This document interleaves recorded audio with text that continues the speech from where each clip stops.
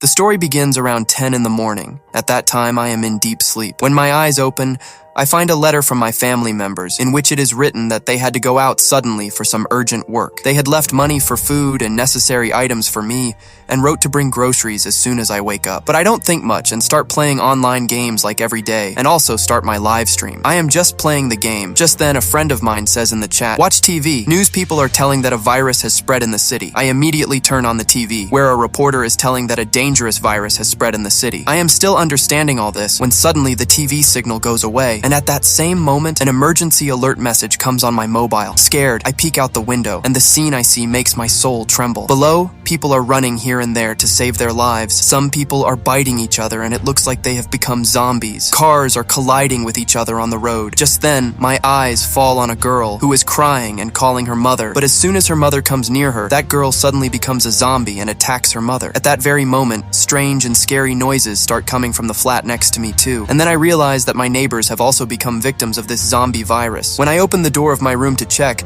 my neighbor Sang-chul forcibly entered inside and started asking for permission to stay because his elder brother had become a zombie. I tried to get him out, but Sang-chul was not ready to go out in any condition. He started saying in a frightened voice that he just has to go to the bathroom. Conditions were bad and the scene outside looked even more scary, so out of compulsion, I let him use the bathroom on the condition that as soon as the work is done, he will leave immediately. During that time, news was running on TV that people are changing due to a dangerous virus, which has now not remained limited only to the city, but has spread rapidly in the whole country. The reporter was telling that people become extremely violent from this virus, blood starts coming from their eyes, and they completely turn into zombies. Understanding the situation, I quickly picked up a knife. As soon as Sang-chul came out of the bathroom, my eyes went to a strange mark on his hand, and I immediately pointed the knife at him. Sang-chul was swearing again and again that he is fine and nothing has happened to him, but just then his eyes started turning red, veins started turning black, and his body started jerking. The very next moment he screamed and he attacked me. Somehow controlling myself, I pushed him out of the apartment. I shut the door loudly with full strength. Peeking out from the hole in the door, I saw that a big zombie has pounced on Sang-chul and is dragging him away. In just a few seconds, blood started flowing under the door into my apartment. After this, I slid the fridge and put it in front of the door so that zombies cannot come inside. I kept calling my family continuously, but there was no network in the mobile. After a while, my mother's message came, in which it was written that they all are safe but cannot return home right now. She told me to stay inside and keep myself safe. News was running on TV that people should have food and water for at least 60 days. Hearing this, I regretted that I did not go to the shop to buy groceries earlier. I counted the food present with me and decided to use it thoughtfully. Then I wrote on a paper, "Must survive," and kept it near my family's photo. Next morning on TV, a professor told that this virus is turning humans into zombies, and its effect is directly on the brain. The phone was still not working, but on social media, people were writing their home address and asking for help and posting by writing "alive." I also uploaded a photo with my address and posted by writing "I must survive." At the same time, I saw a video in which a man was hanging out from the window of a high building and was doing a live stream to get a better signal. Just a few seconds later, he fell down, and the video ended right there. Just then, an idea came to my mind. I flew my drone outside so that I could see if anyone is left alive in the other apartments of my building. In the drone's camera feed, it was clearly visible that zombies are roaming in almost all flats. Just then, a call got connected to Papa by mistake, due to which the drone's battery finished quickly, and I had to call it back. After this, to keep myself calm, I tried to play online games, but by then the internet had also shut down. As evening fell, I was startled by the sound of a loud car alarm. I peeked out the window and saw a policewoman down below shooting at her own colleagues, who had now become zombies. In a little while, her bullets ran out. As soon as she started reloading, the zombies pounced on her. They surrounded her and started dragging her away. I shouted at them to distract the zombies, but they stopped just for a moment and then attacked that same policewoman again. Just then, the big zombie from yesterday started beating my door badly and trying to open it. I tried my best to push him back, but he was much stronger than me,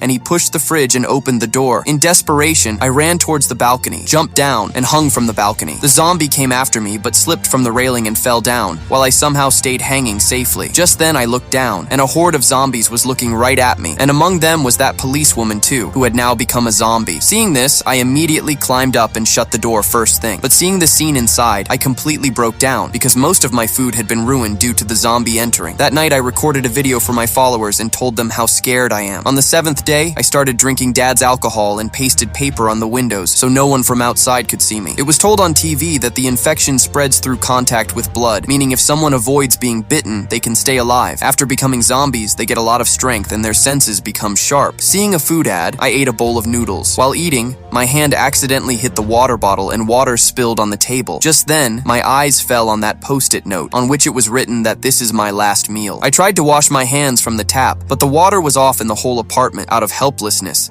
I had to drink that same spilled water from the table. On the 10th day, I recorded another video and said that the messages coming on TV are bothering me, in which it is just said to stay indoors. I wanted to go out, but outside was still full of zombies. Just then I remembered that an emergency app has a radio feature, in which the audio jack can be used like an antenna, but I only had wireless earphones. On the 15th day, to keep myself together, I started dancing alone in the apartment. Just then I heard a sound, and for a moment I felt that my family had returned, but this happiness was only for a few seconds, because the very next moment I understood that I was dreaming. I completely broke down and fell on the floor and started crying. Just then, suddenly, a voice message came and I got happy, because it was my mother's voice message. In the message, she was telling me to stay inside the house, but due to poor internet, I couldn't hear the whole thing. Like that man in the video, I also picked up a selfie stick and stood in the balcony to listen to the message, while below the zombies were waiting for me to fall. Now I could hear the message clearly, but just then, screams of zombies were heard in the background, and the voice message ended right there. Hearing this, I realized that my family was no longer in this world. Hearing this, I completely broke down and started breaking everything in the living room, but even this didn't reduce my anger. I went out and kept hitting a zombie with a golf club until he died. After that, I screamed loudly. I moved a little forward.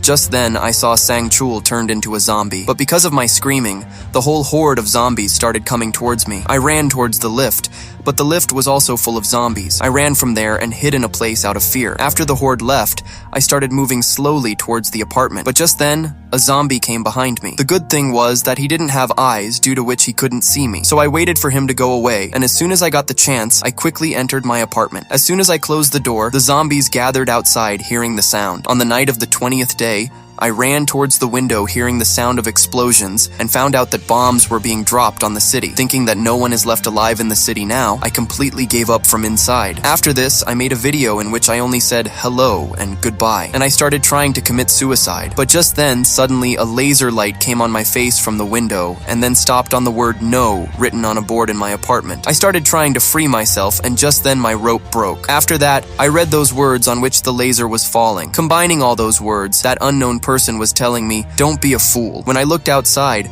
I found out that in the apartment across, a girl named Yubin was watching me with binoculars. Through hand gestures, we decided that we would meet again at 7 in the morning. Seeing a glimpse of Yubin's house, it seemed that she is very organized and has many necessary things to survive. She had also set up a trap near the door so that she could attack zombies. The next morning, I woke up at 11. She didn't want to talk to me because I had broken the 7 o'clock promise. But Yubin took pity on me, and she still came to talk to me. Through gestures and the phone, we told each other our names and talked a little. Just then, Yubin heard a sound, and she told me that we would meet again at 7. Then she picked up her axe and turned to see that a zombie was caught in her trap. After gathering some courage, she killed it. That night, rain started, so Yubin and I put our utensils outside to collect water. Yubin also put her plant outside so that it could get water too. When she looked carefully towards my building, she understood that the 8th floor was completely empty. The next morning, I woke up early, but my condition was bad due to hunger. Yubin noticed this. She tied a ball to a rope and tried to throw it towards my balcony, but it fell down. Then I sent a rope towards her with the help of my drone. When the rope was tied securely on both sides, Yubin sent a bag full of food on which there was a note, "Eat slowly." At that same moment, I saw that the same rope with the ball had fallen into the hands of a zombie fireman below. He started pulling the rope. On the other side, the table kept in Yubin's house slid towards the railing and hit Yubin, causing her to faint. The table got stuck in the railing, and the fireman started climbing the rope. I threw empty bottles to stop him, but not a single one hit. Finally, I sent the drone out and tried to knock the fireman down by flying it near him. The drone hit his cheek, which made him even more furious. He started swiping at the drone, so I had to fly it very carefully. Meanwhile, some zombies started banging on my door loudly. My attention wavered and the drone was about to fall, but I stabilized it in time. Just then, the fireman grabbed the drone and broke it. Before he could climb up, Yubin regained consciousness. She struck the fireman's hand with full force. His hand got severed and he fell down. After that, Yubin looked at her injury in the mirror, and I displayed "Stay strong" written in big letters on my phone screen. Sometime later, I noticed that my food food was running low again. After covering my legs and head properly, I quietly slipped out of the apartment at midnight. There were many corpses lying in the corridors, including Sang-chul. I quietly took the keys from his pocket. Then I went into Sang-chul's apartment and took food from the fridge, some headphones, a jacket, and a walkie-talkie. After this, I saw something strange on the bed. As soon as I removed the sheet, a woman's corpse was lying there. At that very moment, Sang-chul's zombie brother attacked me and knocked me to the ground. I used that corpse as a shield and somehow rolled away. The zombie chased me, but I threw an iron rod to slow him down. I immediately got out and closed the door so that I could return safely to my apartment. After filling my stomach, I cut the headphone wire so I could use the audio jack as an antenna, but sadly, the radio app was not working. Then I sent that bag back to Yubin using the rope, which contained a walkie-talkie and some of the neighbors' food. We talked for a while on the walkie-talkie and encouraged each other. During the conversation, I found out that Yubin had also thought about committing suicide. In the afternoon, we both made noodles at the same time so that it would feel like we were eating together. We kept talking all afternoon,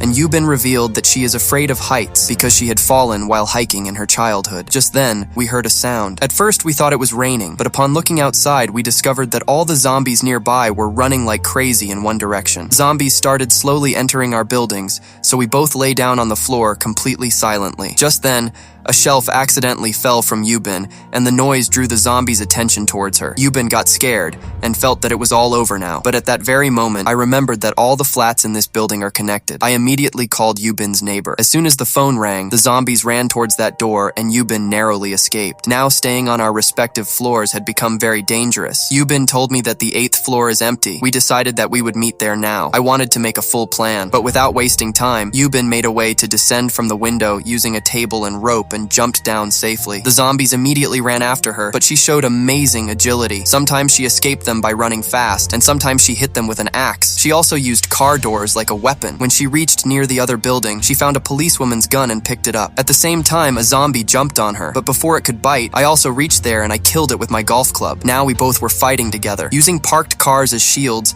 we moved towards the building, saving ourselves from zombies. As soon as we reached inside, we closed the door and entered the elevator just before the glass broke. In a few moments, we reached the 8th floor and started looking for an open apartment. Just then, suddenly, we heard a sound, and we realized that zombies are present in these corridors too. Yubin ran in search of an open door, while I dropped some goods lying in the corridor on the path to stop the zombies. At that very moment, a door opened, and a masked man came out. He pulled Yubin and took her inside his apartment. Then he threw a smoke bomb at the zombies, so that I could also run inside. He immediately closed the door. Yubin was a little alert because this place was supposed to be empty, but that man was behaving well with us, and he also shared his food and water with us. He also gave a big news that due to being on such a high floor, he sometimes gets radio signals. He had heard that a rescue team is coming soon. Hearing this, we both were very happy, but just then suddenly I started feeling dizzy and I fainted because that man had mixed drugs in our water. Yubin had drunk only one sip, so she only got slightly intoxicated. That man tied her hands and dragged her to another room, where he locked her with his zombie wife. The blood on the walls was screaming that the zombie had eaten her own child. The man pulled a rope from outside, which loosened his wife's chain. He said that he just wants to give food to his wife so that she can also stay alive. Just then, I regained consciousness, and I pointed the gun at that man. I told him to stop,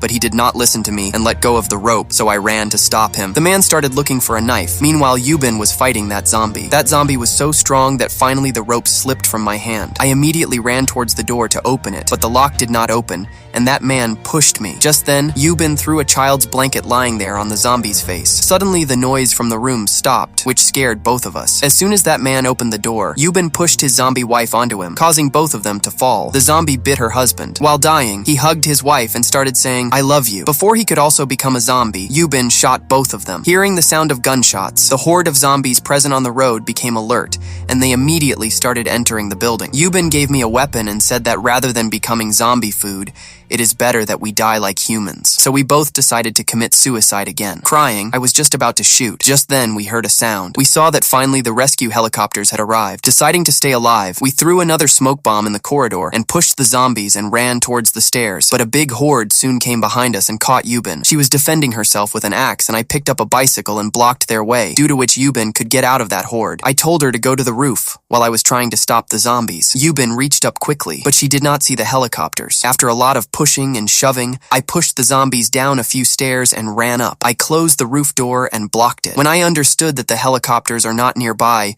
Yubin and I cried and shouted, "We are still alive!" Just then, the horde of zombies broke the door and ran towards us. I fired bullets, but only a few zombies fell until the bullets ran out. Just then, suddenly a helicopter came up from below. The soldiers rained bullets on the zombies to stop them. Yubin and I climbed into the helicopter and finally escaped. When the helicopter went away from the city, the network came back in my phone. I received messages from my family in which it was written that they are all safe. If you liked the video, then like it, and don't forget to subscribe to the channel. See you in the next video.